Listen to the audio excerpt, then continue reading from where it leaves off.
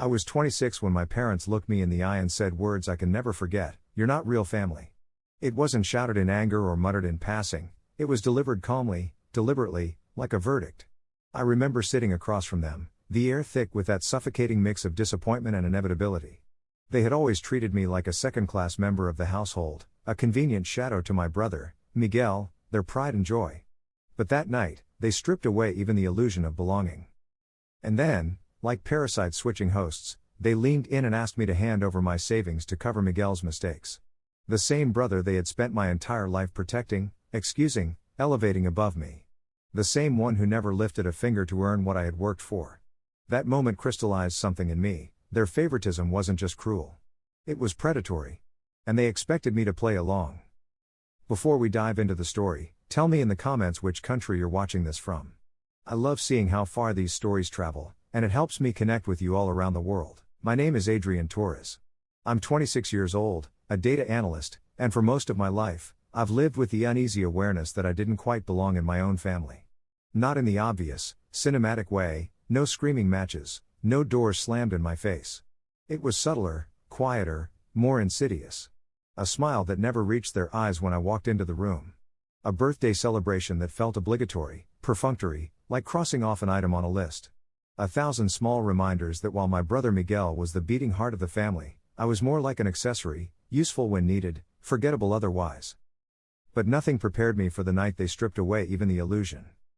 It was a Thursday in late autumn. The city outside was wrapped in drizzle, the kind that made streetlights smear into pale streaks. I had driven 2 hours back to my parents' house because they insisted we needed to talk as a family. The phrasing alone put me on guard. Family talks in our household had always meant one thing: Miguel had made a mess, and I was about to be drafted as part of the cleanup crew. When I walked in, Miguel wasn't there. Of course he wasn't. My parents were waiting in the dining room, seated side by side like a tribunal. A folder lay on the table, thick with papers, its presence heavy, accusatory. "Sit down, Adrian," my father said. His tone was firm, rehearsed. My mother gave a thin smile, the kind meant to soften a blow that had already been decided. I sat, my instincts bracing for impact. My father started.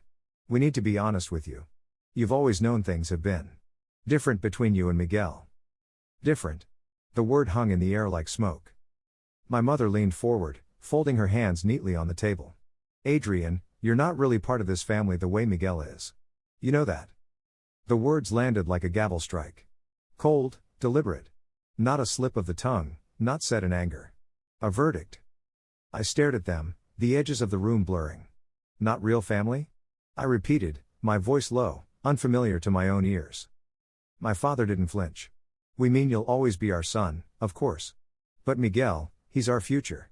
Our legacy. You've always been separate. Separate. Excluded. Discardable." Before I could process, my mother slid the folder across the table. "Miguel's made some mistakes. Debt. Bad choices. But he's young. He deserves a chance. That's where you come in." I opened the folder with stiff fingers. Loan statements.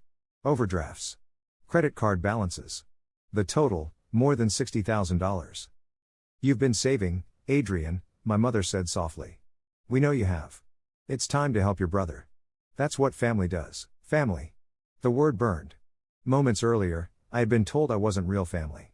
And now they were invoking the same word to justify stripping me of everything I had worked for. I didn't answer. Not then. Not while my pulse thundered in my ears. But as I drove back to the city that night, the folder in my passenger seat, I knew one thing with clarity I had never felt before. They thought erasing me would make me weaker. But erasure is not weakness. Erasure is clarity. And clarity is where justice begins. Looking back, I can see the pattern was always there. Being told I wasn't real family didn't come out of nowhere, it was the final, unfiltered truth behind years of subtle erasure. I grew up in the same house as Miguel, but it felt like we lived in different worlds. His room was a shrine, new furniture, fresh coats of paint every few years, trophies lined up on the shelves whether he earned them or not. Mine was functional at best, the same faded wallpaper from when I was 5. A bed frame that creaked like it was embarrassed to still exist. Birthdays were the clearest marker. When Miguel turned 12, my parents rented out an entire bowling alley, invited his friends, classmates, even the neighbors' kids. I remember the noise, the laughter, the mountain of presents. 2 months later, my 12th birthday came. They bought a cake from the grocery store, one of those lopsided sheet cakes with generic frosting, and sang quickly before moving on to dinner. I told myself it didn't matter, but the truth settled in quietly. I wasn't celebrated. I was managed. School followed the same script. If Miguel brought home a B, it was framed as proof of his brilliance. He was too advanced for the material, they said. If I brought home an A, it was brushed aside. That's expected of you, Adrian. The message was clear. My effort wasn't impressive, it was obligatory. His effort, even when half-hearted, was exceptional. By the time we were teenagers, the roles had calcified. Miguel was the golden child, and I was the responsible one. That label sounds positive until you live it. Responsible meant I was the fallback babysitter, the designated driver, the one expected to cover for Miguel when he skipped curfew. When he crashed our family car at 16, my parents pulled me aside, not him, and said, "Don't tell anyone, it'll ruin his reputation." The favoritism wasn't hidden. Relatives knew. Teachers knew. Neighbors knew. But people are reluctant to intervene in family dynamics. They smile awkwardly, pat you on the shoulder, and say, "Your parents just worry about your brother more." As if worry justified neglect. By the time I reached college, I had stopped looking for recognition at home. I worked part-time jobs, scraped together scholarships, opened my first savings account with the thrill of independence. My parents barely noticed. But every dollar I saved became proof to myself that I could build something no one could take from me. Or so I thought. When my parents told me I wasn't real family, it wasn't a revelation. It was confirmation of what I had always suspected. The placeholder role I had played my whole life had finally been named out loud. But they made one critical mistake that night. They assumed a placeholder couldn't rewrite the script. If I was the placeholder, Miguel was the crown jewel. From the moment he was born, he didn't just receive attention, he absorbed it, consumed it, became the axis around which the entire family spun. My earliest memory of this imbalance came when I was 7 and he was 5. Miguel threw a tantrum in the grocery store, screaming until my mother bought him the toy car he wanted. When I asked for a small puzzle from the same aisle, my father shook his head. "You don't need it, Adrian. Be the bigger one."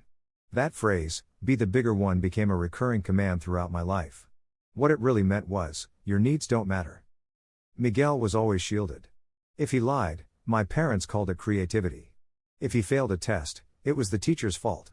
If he broke something, they blamed me for not watching him. Responsibility flowed in my direction, excuses flowed toward him. By high school, Miguel had mastered the art of skating by. He joined sports teams, not for the discipline or effort, but for the spotlight. He was benched more often than not, but my parents still called him our star athlete. When I joined the debate team and won a regional competition, they barely mentioned it. My father shrugged, saying, "That's what you're good at, Adrian." Nothing surprising. Miguel's charm only amplified the imbalance. He had the easy smile, the quick jokes, the ability to turn scoldings into laughter. Teachers gave him second chances. Friends forgave his betrayals. And my parents, well, they forgave everything before it even happened. The financial pattern began early, too. Miguel wanted a new phone? He got it. Miguel wanted a car at 16? They bought him one, used, but far nicer than anything I had access to. When I asked for help with textbooks in college, my father's response was curt, "Figure it out." That's what independent people do. And Miguel learned the lesson well. No matter the mistake, no matter the cost, someone else would absorb the fallout. Usually me. There was the night he got drunk at a party and called me at 2 a.m., slurring into the phone. I drove across town, got him home safely, tucked him into bed.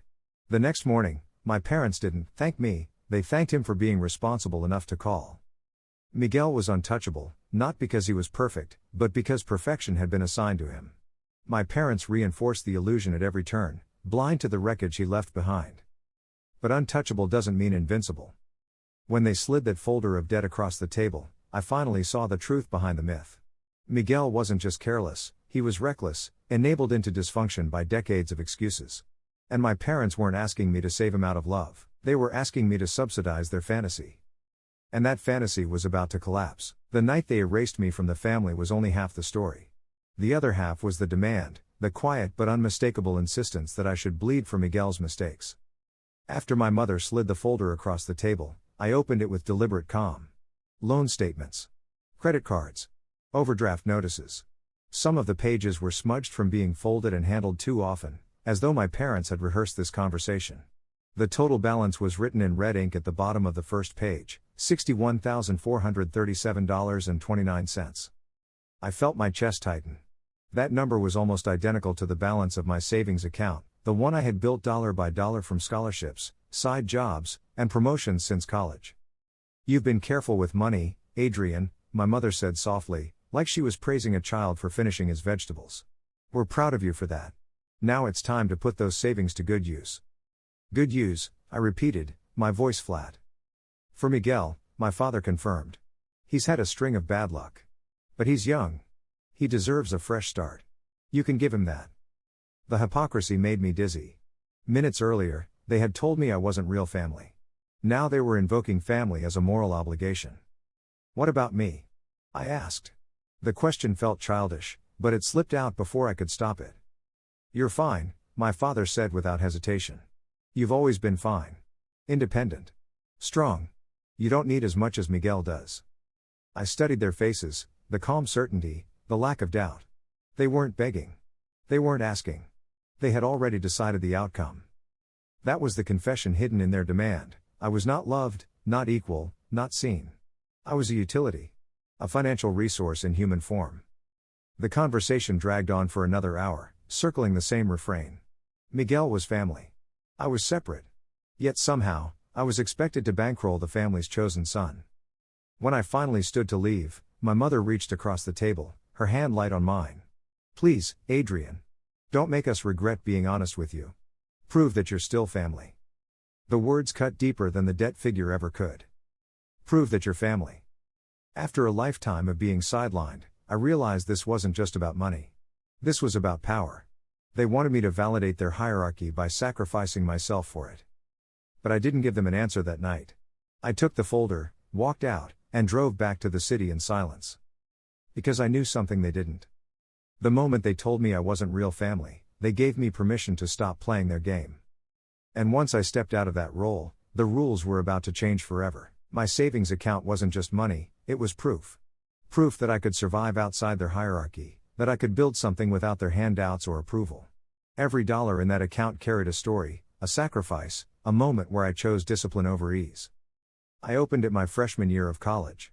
My parents had refused to help with textbooks, telling me, "That's what student loans are for." But I didn't want to drown in debt. So I worked nights at a campus IT desk, logging hours until dawn while my classmates went out drinking. My paychecks were small, but I saved half of every one. It wasn't much at first, $50 here, $80 there, but it was mine. Sophomore year, I picked up a side job tutoring high school students in math. I still remember the first time I walked into the bank and deposited $1,000 in one go. The teller smiled politely, but I left the branch feeling like I had climbed a mountain. By graduation, I had enough saved to cover my first apartment's deposit and still keep a cushion. When I landed my first analyst job, I lived lean, no flashy gadgets, no unnecessary expenses. Every raise went partly into savings, partly into investments. I wasn't just working for stability, I was building armor. Meanwhile, Miguel burned through his resources like fire through dry leaves. He bought new phones the week they came out, racked up tabs at bars, took weekend trips on borrowed money. My parents called it youth. I called it sabotage. The difference was stark. While I tracked every expense on a spreadsheet, Miguel pretended budgets didn't exist. When he ran out of cash, he ran to my parents. And when they ran out of patience, they turned to me. That folder with his debts wasn't just paper, it was a map of everything I had worked to avoid. The overdrafts, the loans, the high-interest credit cards, all the traps I had sidestepped through discipline, he had marched straight into with a grin. And now my parents wanted to merge our paths, to drain my hard-earned stability into his bottomless pit. But here's the thing, my savings wasn't built just for emergencies. It was built for freedom. I'd always known, deep down, that one day I might need it to sever ties, to step away from the cycle of manipulation. That day had come sooner than I expected. So when I looked at that $61,437 debt total, I didn't see Miguel's rescue. I saw my line in the sand. The week after that dinner felt like a siege. My parents and Miguel didn't come at me all at once, they rotated, like actors reading from a script, each one trying a different tactic to break me down. It started with my mother. She called the next morning, her voice syrupy sweet. "Adrian, honey, we know it's a lot to ask. But think of it as an investment in Miguel's future. He just needs one chance, and you can give it to him. Her tone was almost maternal, the kind she rarely used with me. But beneath the softness, I could hear the sharp edge. She wasn't asking, she was framing it as my moral duty. That evening, my father called. No sweetness, no pretense. Just force. A man takes care of his family, he barked. This is your responsibility. Don't embarrass us by dragging your feet. Responsibility. That word had been chained to me since childhood. Whenever Miguel failed, I was responsible for cushioning the fall. Whenever I succeeded, I was responsible for not outshining him. Now they wanted to weaponize the word again. Then came Miguel himself. He texted late at night, long, rambling paragraphs filled with half-hearted remorse. I know I've messed up, bro. But you're the only one I can count on. I'll pay you back, I promise. Please don't let me drown. The next day, his tone shifted to guilt. If you don't help me, I'll lose everything. You're really gonna watch that happen? It didn't stop there. My parents tag-teamed the pressure. My mother left voicemails about how family means sacrifice. My father accused me of being selfish, cold, ungrateful. Miguel followed with texts dripping with manufactured despair. The choreography was seamless. They had rehearsed these roles for years, my mother, the pleader, my father, the enforcer, Miguel, the victim. And me, the supposed savior. But this time, something was different. I didn't argue. I didn't defend myself. I didn't explain. Instead, I documented. Screenshots of Miguel's texts. Recordings of my parents' voicemails. Notes on the time and date of every call. My evidence folder grew like a fortress, each brick laid carefully. Because I realized something critical, their pressure wasn't just about money. It was about control. If I gave in, they'd own me forever. But if I resisted with silence and documentation, I could turn their own tactics against them. Still, the weight was real. Some nights I lay awake, replaying their words, the old doubts seeping in.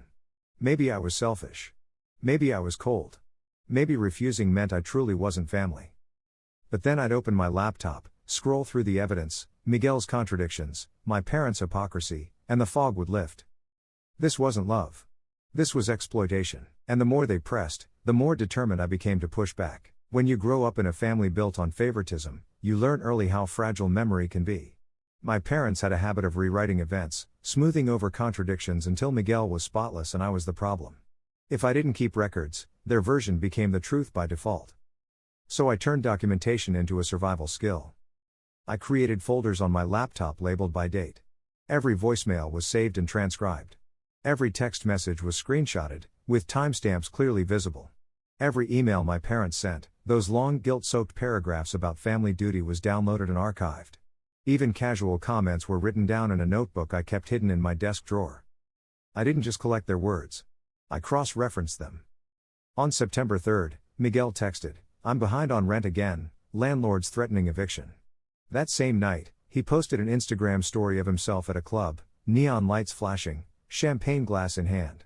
Screenshot saved. On October 12th, my father left a voicemail saying, "Your brother is working so hard, he just had a bad run of luck." The very next day, Miguel's Venmo feed showed a payment labeled, "Thanks for covering the bar tab." Screenshot saved. On November 8th, my mother emailed me, "Miguel has been so responsible lately, he just needs your support." The folder on my desk said otherwise, overdue notices piling up, each stamped with final warning. Scans saved. The contradictions were endless. And every one of them became a brick in the wall I was building. But I didn't stop at Miguel. I started looking at my parents too. Their phone calls followed a pattern. My mother's emotional appeals always arrived within an hour of Miguel's guilty texts. My father's threats usually followed the next day, like a baton passed in a relay. It wasn't random. It was coordinated pressure. So I mapped it out. A chart with columns, date, sender, claim, contradiction. The patterns lit up like a blueprint. And for the first time in my life, I felt something I had never felt in that family before: leverage. They thought their words were tools of control. They didn't realize that words, once captured, become evidence. And evidence has a power all its own. The receipts weren't just protection. They were preparation. Because I knew the day would come when I'd need to lay it all out, not in anger, not in a shouting match, but calmly, methodically. And when that day came, it wouldn't just be Miguel's debts on display. It would be the truth about all of them. The illusion of Miguel as the golden son was carefully maintained by my parents, But once I began digging into his financial life, the cracks were impossible to ignore. He wasn't just unlucky, as they claimed, he was reckless, careless, and entitled in ways that could no longer be hidden. The first crack appeared in his employment history. My parents bragged constantly about Miguel's career in finance, telling relatives that he was climbing the ladder at a prestigious firm. Out of curiosity, I searched his LinkedIn profile. It hadn't been updated in 2 years, and his last listed job was as a junior associate at a company I knew well. A friend of mine worked there, so I asked quietly. His response was blunt, "Miguel?" He was fired after 6 months. Never showed up on time. Left projects half finished. I saved the message, adding it to my growing collection. Then came the second crack, the loans. My parents swore Miguel's debts were from medical bills and unexpected emergencies. But when I examined the statements, I saw purchases that told a different story. Plane tickets. Designer clothes. Bar tabs that stretched into the hundreds. He wasn't drowning because of bad luck. He was drowning because he had never learned how to swim. The third crack was social. Miguel cultivated an image online of being successful, carefree, always at the center of some glamorous event. But I started hearing from cousins, friends of friends, even neighbors, Miguel owed them money too. 50 here, 100 there. Promises never kept. A cousin confided, he asked me for $300 last year for rent. Then I saw him a week later wearing new sneakers. I never saw the money again. The cracks widened when I realized how often my parents covered for him with outright lies. They told an uncle Miguel was saving for a house. In reality, the statements showed he hadn't paid rent on time in 6 months. They told church friends Miguel was studying for a certification. The exam fees were listed on his credit card, right next to a $400 charge at a nightclub the night before. It became clear, Miguel wasn't just irresponsible. He was protected, shielded, wrapped in a bubble of excuses so thick that even his failures were spun into stories of resilience. But a bubble can't withstand a needle. And with every receipt, every contradiction, I was sharpening one. The golden child wasn't golden at all. He was just painted that way. And the paint was peeling. Once I had Miguel's debts laid out in front of me, I realized the numbers told a story my parents never intended me to see. His money trail wasn't random, it was patterned, predictable, a cycle that repeated itself like clockwork. I started with the credit cards. Every month followed the same arc, a flood of restaurant charges, ride-share trips, boutique shops. Then, toward the end of the billing cycle, a desperate cash advance, hundreds pulled out at once, with interest rates so high it made me wince. Those advances weren't going to bills, they were funding the shortfall from his own spending. Next came the loans. Payday lenders, online installment plans, even a credit union account he had long since defaulted on. Each loan overlapped with another, a patchwork of borrowed time. He wasn't repaying, he was stacking. Robbing Peter to pay Paul, and then borrowing from John to keep Peter quiet. The Venmo history was the most revealing. I spent hours scrolling through his public transactions, each little note a breadcrumb. Thanks for drinks. Rent split. Uber back from club. It painted a picture of someone living recklessly while crying poverty. Worse, the same dates showed up in the folders my parents had given me. On the very day he begged them for emergency rent money, he was out buying bottle service. But the most damning trail led back to my parents themselves. Hidden among Miguel's bank statements were transfers from their joint account. Not one or two. Dozens. Regular payments, always in round numbers, $500 here, $1,000 there. It meant they weren't just covering the emergencies they told me about, they were subsidizing his lifestyle, month after month, and lying about it. The numbers told a story of dependence, but they also told a story of complicity. Miguel wasn't just reckless, he was enabled. And my parents weren't just blind, they were active participants, funneling money into his chaos while demanding that I bankroll the rest. I traced it all into a master spreadsheet, dates, amounts, sources, contradictions. A digital map of hypocrisy. Looking at it, I realized something that chilled me. Miguel's debt wasn't a burden my parents stumbled into. It was a machine they had been feeding for years. And now they wanted me to keep it running. But what they didn't understand was this: a machine like that doesn't just drain money. It leaves fingerprints. Paper trails. Metadata. And I had it all. By the time my spreadsheet was complete, I no longer felt like a son caught in the crosshairs of family drama. I felt like an investigator preparing a case file. Every document, every voicemail, every screenshot was evidence. My parents and Miguel thought they were weaving a net around me, but what they didn't realize was that I was weaving one around them. I began to structure my evidence like an attorney would. First, the debt trail. I organized Miguel's financial records into categories: credit cards, loans, overdrafts, Venmo transactions. Each category had subfolders, statements, screenshots, social media cross-references. For every claim my parents made about emergencies, I had receipts showing restaurants, vacations, or luxury purchases. Second, the parental complicity. Those transfers from their joint account to Miguel's? I highlighted them in red. For every $500 Miguel claimed came from hard work, I had a corresponding withdrawal from my parents' savings. Their lies weren't slips of the tongue, they were calculated omissions. Third, the manipulation. I transcribed their voicemails word for word. My father's threats: a man takes care of his family. My mother's guilt trips: don't make us regret being honest with you. Miguel's desperate pleas: you're the only one I can count on. Lined up together, it was a script, each player hitting their mark. Finally, the contradictions. I created a timeline: Miguel's claims on one side, his actions on the other. September 3rd, landlord threatening eviction. September 3rd, 11:42 p.m., Instagram post at a nightclub. October 12th, working hard at my job. October 13th, LinkedIn shows no current employment. The timeline exposed the fantasy for what it was: a carefully maintained illusion. But building the case wasn't just about exposure, it was about strategy. Dumping all of this at once would make me look vindictive, bitter, maybe even unhinged. I needed a stage where their lies would collapse under their own weight. Somewhere they couldn't spin, somewhere the evidence would speak louder than their guilt trips. So I started planning. I considered options: HR at my father's job, would they care about the misuse of funds? The church committee, where my parents loved to parade as generous givers. Or maybe a wider net, a financial blog, a public forum, somewhere the hypocrisy couldn't be contained. I didn't decide right away. But I knew the trap would require precision. I would let them make their case one last time, in front of others. I would nod, let them speak, let them weave their story of Miguel the golden child and Adrian the selfish brother. And then, with calm hands, I would lay down the receipts. Not shouting. Not pleading, just evidence. Because nothing cuts through manipulation faster than the truth, time-stamped and undeniable. And I was ready to deliver it. The moment to spring the trap came disguised as a family gathering. My parents called one evening, their voices unusually upbeat, and invited me to dinner the following weekend. They said it would be a chance to come together, put misunderstandings aside. I knew better. They weren't inviting me to reconcile. They were staging a scene, one where I would be pressured publicly, guilted into compliance in front of relatives who still believed their golden child narrative. Perfect. I accepted without hesitation.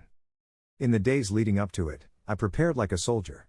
I printed key documents: Miguel's credit card statements with nightclub charges circled in red, Venmo screenshots with careless captions, bank transfers from my parents' account into his. I formatted my timeline into a clean chart: claims on one side, contradictions on the other. I even saved audio clips of voicemails, just in case. The night of the dinner, I arrived early. The dining room was polished to perfection, silverware gleaming, wine glasses lined up like soldiers. Miguel sat at the head of the table, grinning, as if this were his coronation. My parents flanked him, smiling warmly, their eyes sharp. The performance began quickly. My father raised his glass, clearing his throat. We're so proud of Miguel. He's had challenges, yes, but he's working hard. With the right support from family, we know he'll succeed. All eyes turned toward me. The unspoken cue was obvious. My mother leaned in, voice dripping with rehearsed sorrow. Adrian, this is your chance to step up, to show what kind of man you are. Miguel needs you. We all need you. Miguel, ever the actor, lowered his eyes and muttered, I hate asking, bro. But I don't have anyone else. The room was quiet, expectant. I could feel the weight of their performance pressing against me, the trap they thought they had set. I let the silence linger. Then I reached into my bag and pulled out the folder. If we're going to talk about support, I said evenly, then we should talk about facts. I laid the first document on the table, a credit card bill, with a $400 nightclub charge highlighted. Next to it, a printout of Miguel's Instagram post from the same night, champagne in hand. Murmurs rippled around the table. I slid out the next, bank transfers from my parents' account to Miguel's. You told me Miguel was earning this money. These transfers say otherwise. My mother's face drained of color. My father shifted in his chair. I placed the final page down, the timeline. Side by side, lie and proof. Claim, Working hard at a steady job. Proof, LinkedIn profile showing no current employment. Claim, rent crisis. Proof, screenshots of Miguel buying sneakers the same week. The room erupted with whispers. A cousin muttered, "I knew it." An uncle leaned forward, squinting at the papers. My father slammed his fist on the table. "Enough. This is family business." I met his eyes calmly. "Then maybe you should have kept it honest. You told me I wasn't real family. So tell me, what's more real than the truth?" Silence. Heavy, undeniable silence. The trap had closed, not on me, but on them. The silence after I dropped the timeline on the table was almost cinematic. Forks hovered midair. Glasses clinked softly as nervous hands set them down. No one wanted to move first, not my parents, not Miguel, not even the cousins who had always cheered for him. It was my aunt who finally broke it. She leaned forward, adjusting her glasses, and whispered, "Is this true?" Her voice wasn't accusatory, just stunned. But the question landed like a hammer. Miguel shifted in his chair, his confident grin melting into something brittle. "Come on, this is taken out of context." I cut him off, sliding another page across the table. Context? This charge from Pacific Sun Travel, $1,200, is the same weekend you posted poolside selfies from Cabo. That was the same week you told mom and dad your landlord was threatening eviction. Gasps circled the table. My cousin shook his head. Miguel stammered, that was a gift. A friend covered it." I held up the Venmo screenshot from that exact week. The caption read, "Thanks for covering the trip, man." The room erupted into whispers again, louder this time. My father tried to reassert control. "Enough of this spectacle. Adrian is twisting things to make Miguel look bad." I pressed play on my phone. His own voice filled the room. "A man takes care of his family. This is your responsibility. Don't embarrass us by dragging your feet." The recording ended in silence. My mother's eyes filled with tears, not shame, but rage. "How could you do this to us, Adrian? How could you humiliate your own family?" I leaned back, my tone calm, measured. "You humiliated yourselves. I just brought receipts." One of the uncles muttered, "We've all suspected something like this for years." An aunt nodded. "Always Miguel this, Miguel that. Now it makes sense." Miguel stood abruptly, his chair scraping across the floor. "You're all against me. You don't understand the pressure I'm under." He stormed out of the room, footsteps pounding up the stairs. My parents sat frozen, stripped of their script. They had built their empire on secrecy, on whispers controlled within their walls.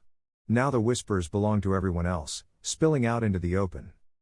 For the first time in years, I wasn't the one under scrutiny. They were. And as I sat there, watching the golden illusion collapse in real time, I felt something shift deep inside me. I wasn't the placeholder anymore. I was the witness. And they couldn't erase me from that role. The weeks after the family dinner marked the first time I'd ever seen Miguel without the protective armor of my parents' excuses. Without them shielding him, he was forced to face reality, and he unraveled fast. Word spread quickly through the family. Cousins who once loaned him cash started sending me messages. "Guess I'll never see that $200 again."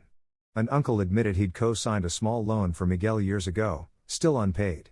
Each new revelation was another stone tied to Miguel's sinking reputation. On social media, his carefully curated image began to crack. The rooftop cocktails, the designer clothes, the travel selfies, they stopped. In their place came silence, then the occasional vague post, "Fake people will try to drag you down. Stay strong." The likes dwindled, the comments shifted. Where once his friends hyped him up, now they asked uncomfortable questions. "So, did you ever pay back what you owe?"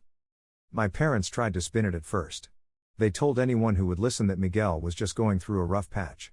But people weren't buying it anymore, not after seeing the receipts at the dinner. Relatives stopped lending him money. Old friends stopped picking up his calls. Even the neighbors, once so quick to gush about what a bright future Miguel has, grew colder. Then the financial fallout hit. Eviction notices piled up. One night, my mother called me in tears, not to apologize, but to beg. "Miguel has nowhere to go. Please, Adrian, just let him stay with you until he gets back on his feet." I almost laughed. "You told me I wasn't real family," I reminded her. "So why would you ask me now?" I hung up before she could answer. Miguel couch surfed for a while, bouncing between friends until even they grew tired of his excuses. A cousin later told me they found him sleeping in his car, still insisting he was just figuring things out. What struck me most wasn't his downfall, it was his refusal to take responsibility. Even as his world collapsed, Miguel clung to the same script: he was the victim, I was the villain. In his mind, my refusal to save him was the betrayal, not his years of lying, spending, and draining everyone around him. But the truth didn't need my defense anymore. It was out there, undeniable, woven into bank statements and timestamps and his own careless posts. Miguel's collapse wasn't loud. It was slow, messy, inevitable. And for the first time in my life, I didn't feel pulled into the wreckage. I watched it from a distance. Free, silence used to terrify me. Growing up, it meant exclusion, me sitting at the dinner table while my parents and Miguel laughed about some inside joke, or being ignored when I tried to share an accomplishment. Silence was erasure. But after Miguel's collapse, silence took on a new meaning. The call stopped first. For weeks, my phone had been buzzing daily, pleas, threats, guilt trips. Then, suddenly, nothing. No voicemails from my father declaring what a real man does. No tearful monologues from my mother about family sacrifice. No late-night texts from Miguel promising to pay me back. At first, I braced myself for the next wave. I expected them to regroup, to try again with fresh tactics. But the wave never came. The silence held. Relatives who had once looked at me with pity now looked at me with quiet respect. Some reached out privately, saying they admired how I'd stood my ground. One aunt confessed, "We always knew something was off, but we didn't have the courage to say it." The church, too, shifted. My parents had loved parading as the devoted family with the golden sun. After the dinner, whispers spread fast. They still showed up on Sundays, but their smiles were tighter, their conversations shorter. The deference they once commanded had evaporated. People saw through the act. As for Miguel, he vanished from social media entirely. No more curated glimpses of a glamorous life. Just absence. A cousin told me he was crashing on a friend's couch, avoiding creditors, dodging questions. His empire of appearances had collapsed into quiet desperation. And me? I thrived in the quiet. I poured my energy into work, into friendships I chose, into a life built on my terms. For the first time, I woke up without the weight of expectation pressing down on me. The silence that had once erased me now felt like space, room to breathe, room to exist. My parents tried once more, months later, with an email. Polite, formal, almost businesslike: "Families go through hardships. Let's move forward and not dwell on the past." I didn't reply. Not out of spite, but because I finally understood something: I didn't need to keep proving I was family.